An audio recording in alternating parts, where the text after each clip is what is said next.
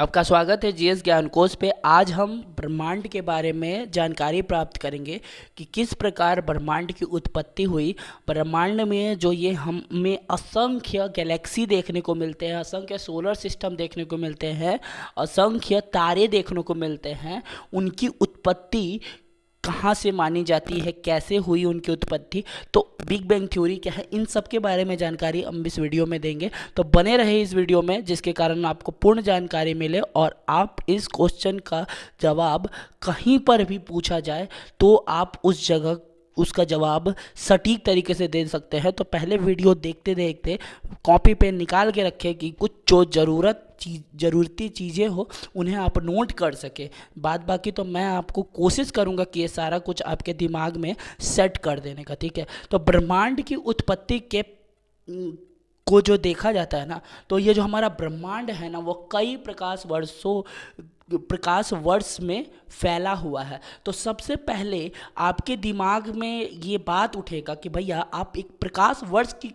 का क्यों यहाँ पे बातें कर रहे हैं, क्योंकि दूरी फैला हुआ मतलब दूरी होगा, तो दूरी का आप किलोमीटर बात कीजिए, लेकिन एस्ट्रोनॉमिकल जो डिस्टेंस हम मेज़र करते हैं वो प्रकाश वर्ष में मापा जाता है। तो आप एक प्रकाश वर्ष मतलब क्या माने निकालते हैं, तो एक प्रकाश वर्ष का मतलब ये होता है भाई साहब कि एक वर्ष में प्रकाश अपनी स्पीड से, मतलब 3 लाख किलोमीटर पर सेकंड की स्पीड से जितनी दूरी जाएगी वो एक प्रकाश वर्ष के बराबर होगा। यानी 3 into 10⁸ into 365 into 24 into 60 minute 60 second.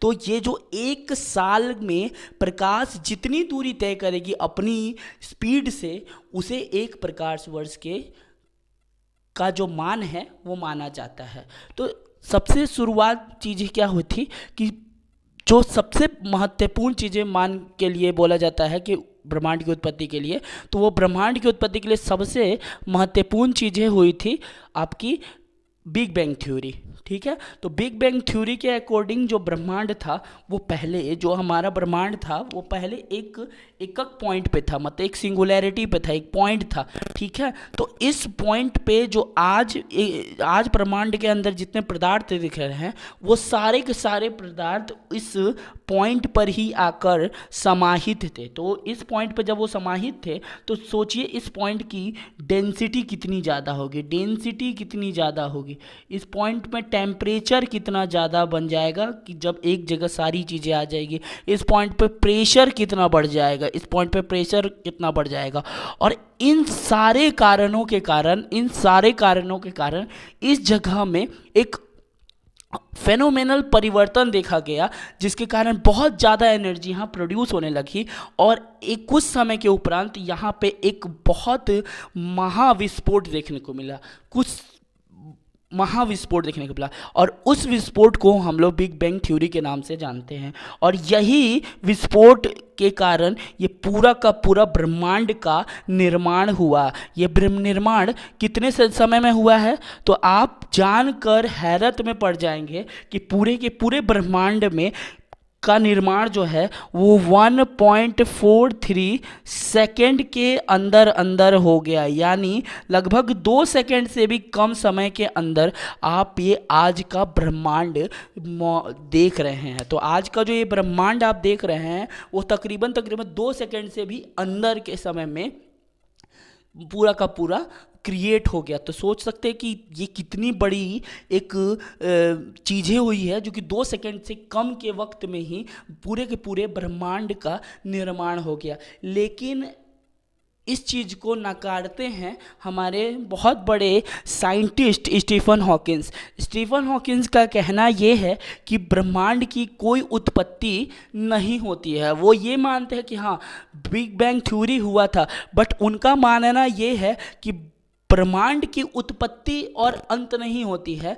ब्रह्मांड एक पॉइंट से जरूर बना हुआ है, पॉइंट से क्रिएट जरूर हुआ है, लेकिन इनका कहना है कि ब्रह्मांड पहले एक पॉइंट पे था, फिर ये विस्फोट किया, फिर ब्रह्मांड फैलता है और फिर ब्रह्मांड सिकुड़ता है, फिर वो एक पॉइंट में कन्वर्ट हो जाता है, फिर वो विस्फोट करता है, फिर वो फैलता है, फिर वो सिकुड़ता है, फिर एक पॉइंट में कन्वर्ट हो जाता है, फिर महाविस्फोट होता है। तो इस तरीके से ब्रह्मांड का जो निर्माण है और ब्रह्मांड का जो संकुचन है वो चलते रहता है। ठीक है, तो ये कहना था हमारे ग्रेट साइंटिस्ट स्टीफन हॉकिंस का।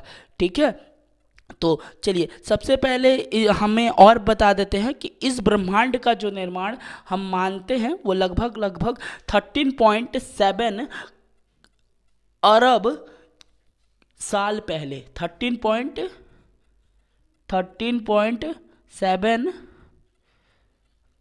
अरब साल पहले ब्रह्मांड का निर्माण हुआ था।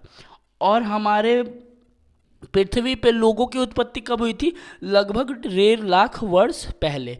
तो आप बोलेंगे कि भैया कि ये जो 1.5 लाख पहले वर्षों की लोगों की उत्पत्ति हुई थी, क्या उन लोगों ने ये समझा है, पढ़ा, कहीं देखा होगा? तो नहीं भाई, ये सारी की सारी कल्पनाएं मात्र है। ठीक है, ये किसी ने देखा, पढ़ा, कुछ भी नहीं किया था। ये जितने भी आप चीज़ पढ़ रहे हो ना, ब्रह्मांड की उत्पत्ति, ये सब कल्पना मात्र है। ठीक है, क्योंकि हमारी उत्पत्ति हुई है 1.5 लाख वर्ष पहले, मतलब पृथ्वी पर इंसानों की उत्पत्ति हुई 1.5 लाख वर्ष पहले। अब ब्रह्मांड बन गया है 13.7 अरब साल पहले। ठीक है ना।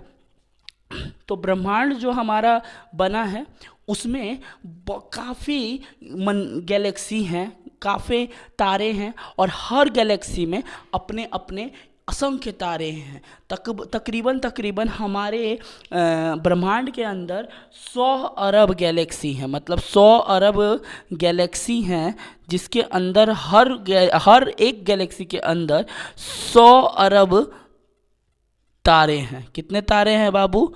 100 अरब तारे हैं। मतलब आप कह सकते हो कि हमारे ब्रह्मांड में 100 अरब गैलेक्सी है, और उन सारी गैलेक्सियों के अंदर 100 अरब तारे भी समाहित है। सोचिए कितनी बड़ी ब्रह्मांड का एक स्वरूप आपको देखने को या सुनने को मिल रहा है हमारे साथ। आपको कहाँ पे? सिर्फ और सिर्फ जीएस ज्ञान कोश के चैनल पर। तो इस तरीके से हमारे ब्रह्मांड का निर्माण हुआ था। तो सबसे पहले इस पूरे कहानी को किस तरीके से समझाया गया, वो बहुत बड़े बड़े खगोल शास्त्री आए जिन्होंने इस पूरे ब्रह्मांड को समझाने की कोशिश की। उनमें से सबसे पहला जो साइंटिस्ट थे वो थे यूनानी खगोल शास्त्री क्लॉडियस टॉलमी। ने तो यूनानी खगोल शास्त्री टॉलमी ने सबसे पहले इसका प्रतिपादन किया था। उसने बोला कि ब्रह्मांड के लिए उन्होंने जियोसेंट्रिक अवधारणाएं का प्रतिपादन किया था। उसने बोला कि जो ब्रह्मांड में है ना, उसमें जो पृथ्वी है वो केंद्र पर है। जियोसेंट्रिक का मतलब क्या होता है कि आपका पृथ्वी जो है वो केंद्र में है, और बाकी सूर्य और अन्य सारे ग्रह हैं और बाकी जितने सेलेस्टियल बॉडी हैं जो कि ब्रह्मांड में मौजूद हैं, वो इस पृथ्वी का घूर्णन कर रहे हैं। ठीक है, इस पृथ्वी का घूर्णन कर रहे हैं। यानी सबसे पहले जो टॉलमी ने ये प्रतिपादन किया था, ये जियोसेंट्रिक अवधारणाएं दी थी कि जितने भी चीज़ हैं वो अर्थ का, यानी हमारी पृथ्वी का गोल गोल चक्कर मार रहे हैं। जितने भी ब्रह्मांड में चीज़ें हैं वो सब हमारे पृथ्वी का गोल गोल चक्कर मार रहे हैं। फिर उसके बाद लगभग 1543 ईस्वी के समीप एक बहुत बड़े साइंटिस्ट जो हैं वो आए, और उन्होंने बोला कि जो अभी टॉलमी बोल के गया ना, वो बेवकूफ़बाजी करके गया। टॉलमी ने ये कहा था कि अर्थ जो है वो सेंटर में है और बाकी सब चक्कर लगा रहे हैं, लेकिन ये बात सरासर गलत है। उसने बोला तो यहाँ पर ये चीज़ आया कि यहाँ पर सूर्य जो है वो सेंटर में है। इसके मुताबिक, किसके मुताबिक? कोपरनिकस के मुताबिक क्या किया गया कि सूर्य सेंटर में है और बाकी सारे अर्थ और बाकी सारे ग्रह इस सूर्य का चक्कर लगा रहे हैं। ठीक है, तो इसके कारण, इस प्रतिपादन के कारण इन्हें बहुत ज़्यादा मतलब एक तरीके से नहीं होती है कि आपको बहुत ज़्यादा अवहेलना लोग करते हैं, क्योंकि उस वक्त पृथ्वी को बहुत ज़्यादा मान्य माना जाता था। तो इनके घर में बहुत सारे चर्च के पादरी और बहुत सारे चर्च के जो सैनिक हैं वो पहुँचे, और उन्होंने कोपरनिकस को बोला कि ये जो तुमने बदतमीजी करी है, ये जो तुमने बातें बोली है कि पृथ्वी चक्कर लगा रही है सूर्य का, ये बातें जो बोली है ना, इसको जाके बोलो कि ये मैंने बोल दिया गलती से, ये बात गलत है। तो उनने बोला कि ठीक है साहब, जो आप बोल रहे हैं वही सही है, मैंने ये जो बातें बोली है उसको मैं वापस लेता हूँ। लेकिन ये अवधारणाएं किसने दी है, ये आपको याद करने का विषय है कि ये अवधारणाएं दी है कोपरनिकस ने।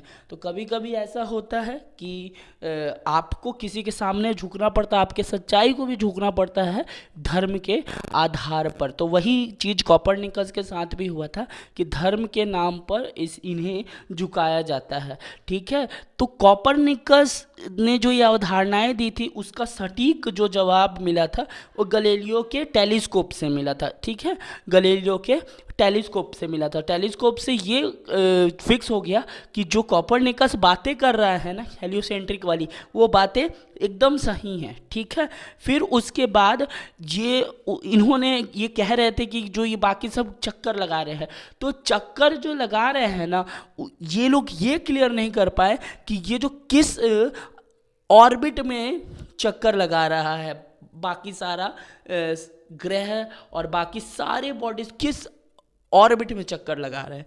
तो फिर बाद में केपलर आया, केपलर ने इस चीज़ को पूरे तरीके से खोल के रख दिया कि ये जितने भी आपके ग्रह हैं, नक्षत्र, बाकी सारी चीज़ें हैं ना, वो सन का जो चक्कर लगा रहे हैं ना, वो एलिप्टिकल दीर्घवृत्ताकार पथ पे लगा रहे हैं, यानी एलिप्टिकल ऑर्बिट में लगा रहे हैं। ठीक है ना, किस में लगा रहे हैं, एलिप्टिकल ऑर्बिट में लगा रहे हैं। उसके बाद अमेरिका के एक खगोल शास्त्री आते हैं जिनका नाम होता है एप्पी हबल। एप्पी हबल ने वैज्ञानिक आधार पर ब्रह्मांड का व्यास का बताया कि 250 करोड़ प्रकाश वर्ष, यानी 250 करोड़ प्रकाश वर्ष, यानी आपका जो ब्रह्मांड है ना, आपका जो ब्रह्मांड है, यानी मेरा भी वही ब्रह्मांड है भाई। तो मेरा ब्रह्मांड उतना बड़ा है, हमारा ब्रह्मांड इतना बड़ा है, इतना बड़ा है, इतना बड़ा, कितना बड़ा है, तो हमारा ब्रह्मांड इतना बड़ा है कि अगर एक तरफ से जो सन के या प्रकाश के पार्टिकल से दूसरे तरफ पहुंचने में 250 करोड़ वर्ष लगेंगे। कितने वर्ष लगेंगे, 250 करोड़ वर्ष लगेंगे। मतलब इतना बड़ा नंबर कि एक तरफ से अगर प्रकाश के पार्टिकल्स निकले हैं तो उन्हें 250 करोड़ वर्ष का समय लग रहा है किधर पहुंचने में, वापस उस जगह पहुंचने में। ठीक है, तो ये जो व्यास है वो किसने बताया था कि इतना हमारा ब्रह्मांड का व्यास है, तो वो बताया था एपी हब्बल ने। फिर ये हब्बल से आप के से एक चीज़ और पता है कि ये जो हब्बल है ना, इन्हीं हब्बल के नाम पर एक बहुत ही अच्छा, बहुत ही जानकारी प्राय टेलीस्कोप को हमारे लो अर्थ ऑर्बिट में छोड़ा गया था, जिसका नाम हब्बल टेलीस्कोप था। और वो हब्बल टेलीस्कोप कब स्पेस में छोड़ा गया था, तो लगभग 1990 के समय में वो हब्बल टेलीस्कोप को स्पेस में छोड़ा गया था। सारे ब्रह्मांड की जो अनसुनी कहानियां हैं उसको सुलझाने के लिए, यानी ब्रह्मांड के बारे में अधिक से अधिक जानकारी को प्राप्त करने के लिए उसे कहाँ छोड़ा गया था, उसे स्पेस में छोड़ा गया था। और यही जो एपी हब्बल है ना, 1990 में छोड़ा गया था। उसके बाद अभी 2021 में फिर एक छोड़ा गया है, इसका नाम है, उसका नाम क्या है, जेम्स वेब। ये अब टेलीस्कोप कार्यरत है। ये 1990 से लेकर 1921 तक एपी हब्बल टेलीस्कोप कार्यरत था। अब ये जो है कार्यरत, उसको जेम्स वेब टेलीस्कोप का नाम से जाने लगा। की उत्पत्ति का जो सबसे बड़ा प्रमाण मिलता है बिग बैंग थ्योरी, उस बिग बैंग थ्योरी को जो प्रतिपादन करने वाले, जो बताने वाले थे 1970 के दशक में बेल्जियम के पादरी थे, उनका नाम था जॉर्ज लेमेंत्रे। तो जॉर्ज लेमेंत्रे ने बताया कि इस पूरे ब्रह्मांड का जो निर्माण हुआ है वो एक सिंगुलैरिटी, यानी एक पॉइंट से हुआ है, जब उस पॉइंट का द्रव्यमान, दबाव और तापमान बहुत ज़्यादा बढ़ गया तो उसमें एक महाविस्फोट हुआ, और इस विस्फोट के कारण 1.43 सेकंड के अंदर अंदर पूरे का पूरा ब्रह्मांड का निर्माण हुआ, जिसके अंदर असंख्य गैलेक्सी और असंख्य तारे और बाकी सारे सेलेस्टियल बॉडी देखने को मिलते हैं। और आपको एक चीज़ और बताता हूँ कि जितने भी बॉडीज़ आपको देखने को मिलते हैं, मतलब आपको चंद्रमा, आपको एस्टेरॉयड, मेटेरॉइड्स, आपको तारे, गैलेक्सी, वो सब पूरे ब्रह्मांड का ना, पूरे ब्रह्मांड का 4% है, 4% है। यानी जो 96% है ना, वो डार्क है, उसके बारे में कोई जानकारी नहीं है, कोई जानकारी नहीं है। यानी वो डार्क क्या क्या चीज़ है, वो मैटर भी है और एनर्जी है। मैटर है जिसका हमें कोई पता नहीं। एनर्जी क्यों है? क्योंकि हमारा जो ब्रह्मांड है वो आज भी एक्सपेंड हो रहा है, यानी आज भी फैल रहा है। हमें ये नहीं पता वो किस एनर्जी से फैल रहा है, बट वो फैल रहा है। और इसका जो प्रतिपादन है, यानी इसकी जो व्याख्या है, वो कौन करता है? ये किसका?